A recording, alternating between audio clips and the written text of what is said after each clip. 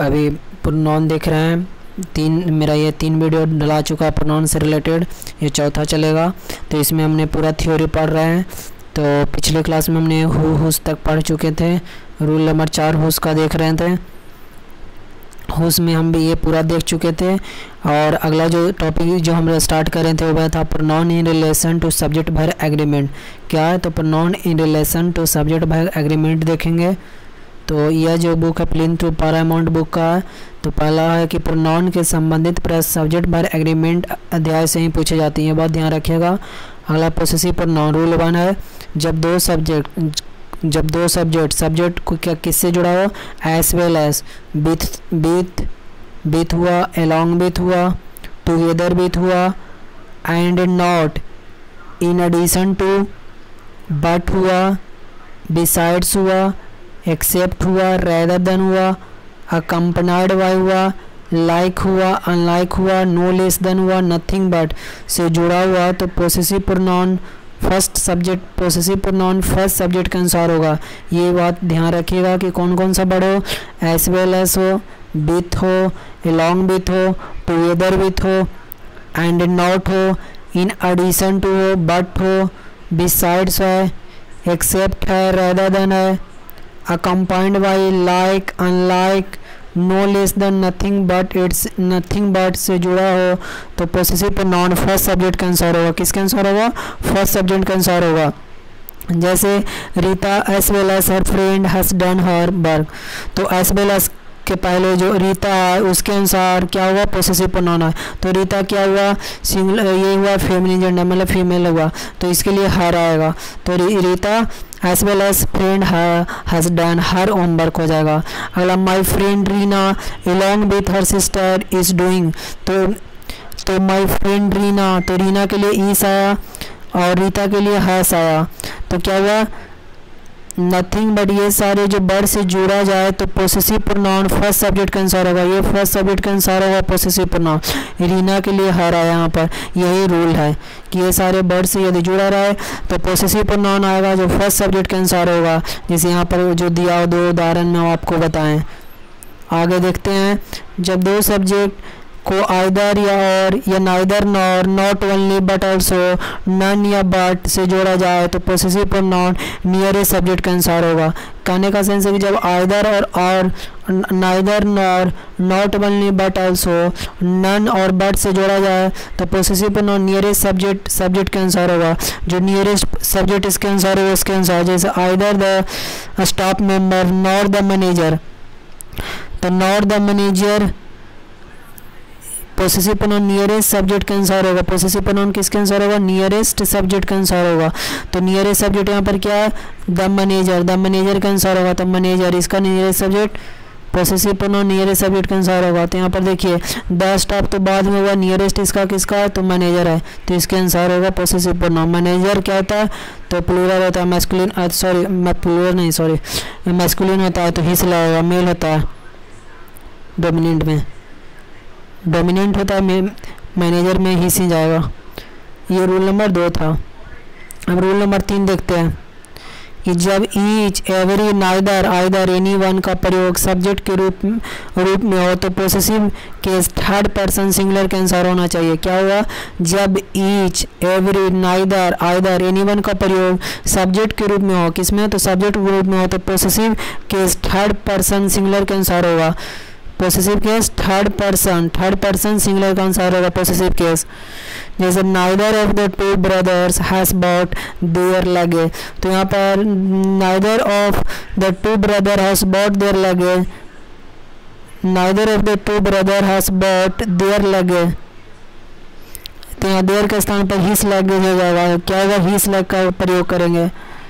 अगला each one of us doing our duty properly.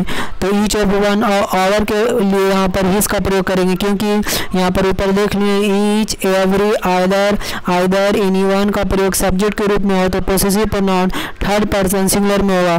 तो our है जो थर्ड पर्सन नहीं है तो थर्ड पर्सन सिंगुलर हिज हो जाएगा। हर इसलिए नहीं होगा कि ईच का बात कर रहा है इसलिए हिज ही आएगा।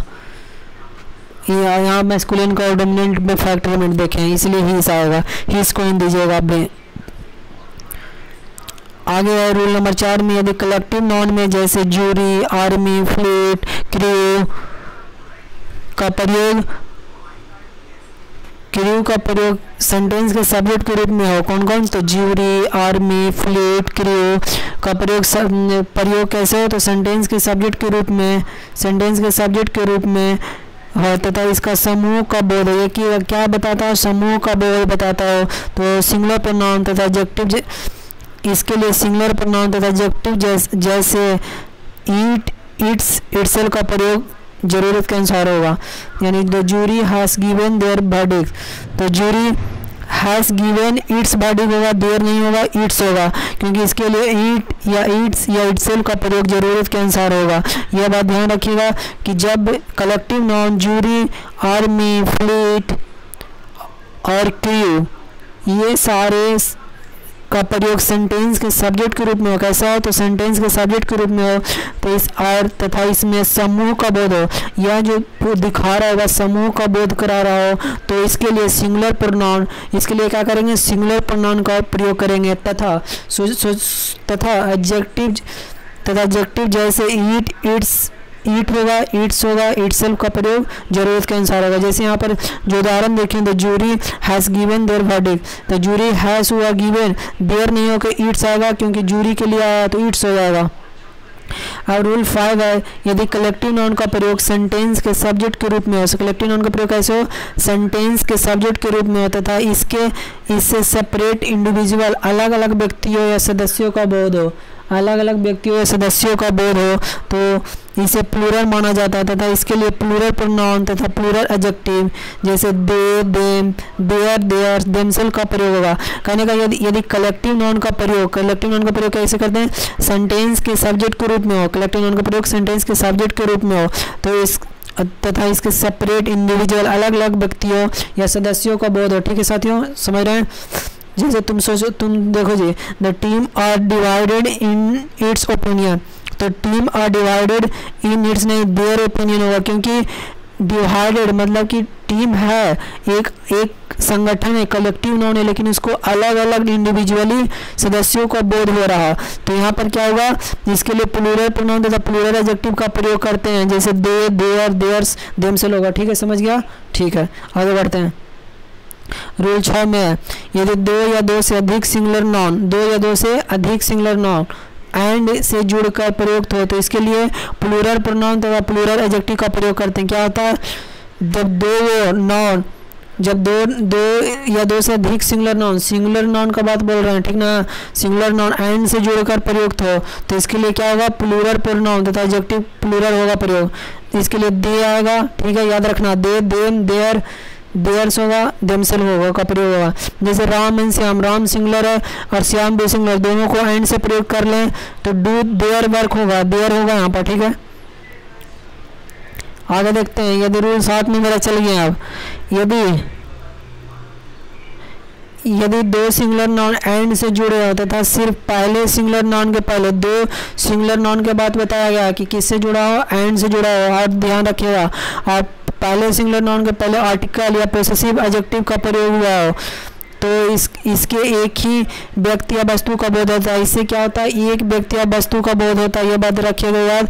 तथा इसके लिए सिंगुलर प्रोनाउन तथा एडजेक्टिव ही, हिम, हिज, हिमसेल्फ का प्रयोग व्यक्ति के लिए तथा ईट, इट्स, इटसेल्फ का प्रयोग किसके लिए करते हैं, वस्तु के लिए करते हैं, ना कि इसके साथ दे, देम, देयर, देयर्स, देमसेल्फ का प्रयोग नहीं होगा। ये बात याद रखिएगा कि दो नाउन सिंगुलर नाउन एंड से जुड़ा हुआ, उसके पहले कोई आर्टिकल हो या पोसेसिव एडजेक्टिव हो, तो उसका वो एक ही माना जाएगा और उसके लिए सिंगुलर प्रोनाउन का प्रयोग करेंगे और एडजेक्टिव का, और सिंगुलर प्रोनाउन पर एडजेक्टिव में ही का प्रयोग कर सकते हैं और हिम का प्रयोग कर सकते हैं, हिज का प्रयोग कर सकते हैं और हिमसेल्फ का प्रयोग कर सकते हैं। ये क्या व्यक्ति में कर सकते हैं, लेकिन वस्तु में क्या करेंगे, ईट का प्रयोग कर सकते हैं, ईट्स का प्रयोग कर, ईट का और ईट और ईट्स में अंतर हो जाएगा, इटसेल्फ का प्रयोग कर सकते हैं, लेकिन दे, देम, देयर का प्रयोग, देमसेल्फ का प्रयोग नहीं कर सकते हैं। ये बात याद रखिएगा। तो इसलिए यहाँ पर हिज आएगा, देयर का प्रयोग नहीं होगा।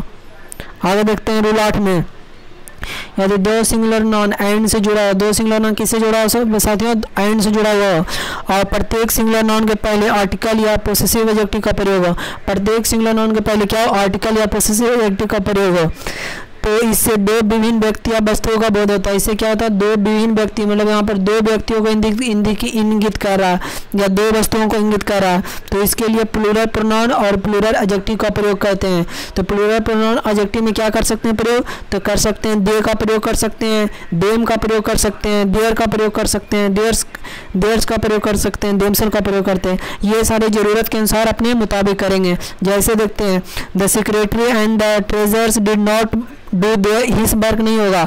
यहाँ पर देखिए सेक्रेटरी एंड हुआ, एंड के पहले और बाद में सिंगुलर नाउन, दोनों क्या आर्टिकल से जुड़ा हुआ है, तो उसके लिए पोसेसिव प्रोनाउन में उसका प्लूरल प्रोनाउन एडजेक्टिव का प्रयोग करेंगे। हिज वर्क की जगह पर देयर वर्क्स होगा, ये बात ध्यान रखिएगा। चलिए आगे देखते हैं।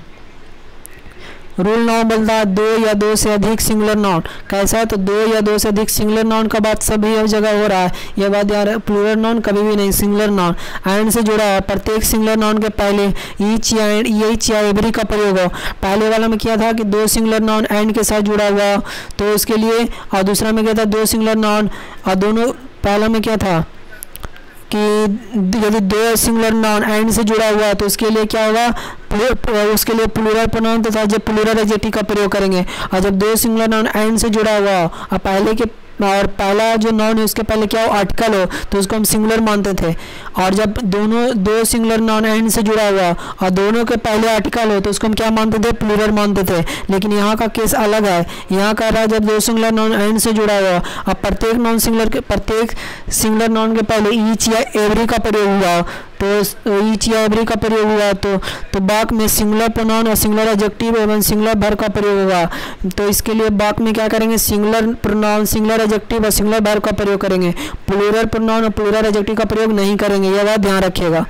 जैसे is soldier and average seller was in their perfect नहीं होगा, देयर की जगह पर हिज आ जाएगा, क्योंकि अभी पढ़ें कि जब जो singular noun each and every के साथ जुड़ा हुआ, एंड से जुड़ा हुआ और ईच एंड एवरी दोनों के साथ लगा हुआ, तो बस सिंगुलर का काम करेगा। उसके लिए सिंगुलर प्रोनाउन और सिंगुलर एडजेक्टिव का प्रयोग करेंगे।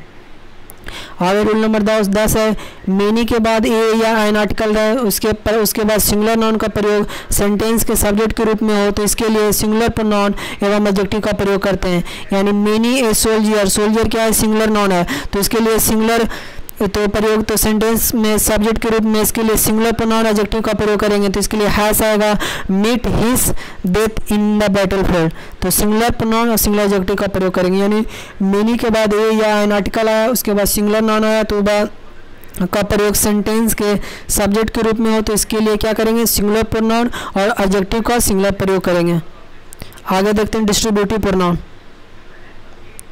अब लास्ट ही है याद।